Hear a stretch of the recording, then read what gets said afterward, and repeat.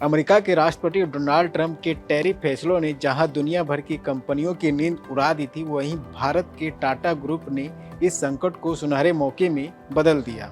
दरअसल टाटा इलेक्ट्रॉनिक्स ने आईफोन निर्यात करके रिकॉर्ड कमाई दर्ज की है। फाइनेंशियल ईयर 2024-25 में कंपनी की कुल आय का लगभग 37% का हिस्सा सिर्फ अमेरिका से आईफोन सप्लाई करके आया है। यानी अकेले अमेरिका से ही टाटा इलेक्ट्रॉनिक ने करीब 23,122 करोड़ रुपए कमा लिए। यह बदलाव कैसे हुआ? दरअसल ट्रंप प्रशासन ने चीन से आने वाले सामान पर भारी टैरिफ लगाने की धमकी दी थी। इससे बचने के लिए एप्पल ने चीन पर निर्भरता घटानी शुरू कर दी और भारत में आईफोन का प्रोडक्शन बढ़ाया।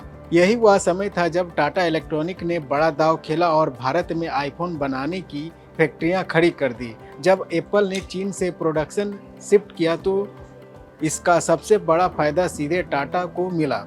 अमेरिका के बाद टाटा इलेक्ट्रॉनिक के लिए दूसरा सबसे बड़ा बाजार आयरलैंड रहा, जहां से कंपनी को 14,255 करोड़ रुपए यानी 23% की आय हुई। यूरोप में एप्पल का बेस भी आयरलैंड ही है। इसके अलावा ताइवान में 15% और भारत से 20% की कमाई हुई। कंपनी की कमाई में एप्पल का योगदान लगातार बढ़ रहा है। रिपोर्ट्स बताती है कि ट्रंप के टैरिफ से पहले भी एप्पल ने धीरे धीरे अमेरिका के लिए आईफोन का उत्पादन चीन से भारत में शिफ्ट करना शुरू कर दिया था।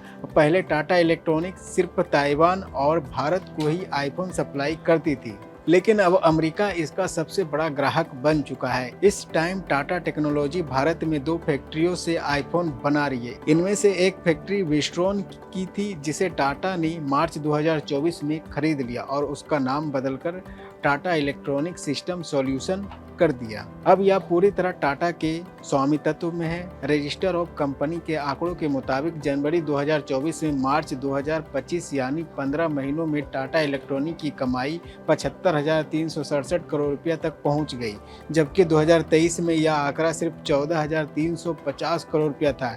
यानी महज 2 साल में कंपनी की कमाई 5 गुना बढ़ गई। इतना ही नहीं, मुनाफे में भी गजब का उछाल आया। 2023 में टाटा इलेक्ट्रॉनिक का मुनाफा सिर्फ 36 करोड़ रुपया था, जो अब बढ़कर 2,349 करोड़ रुपया हो चुका है।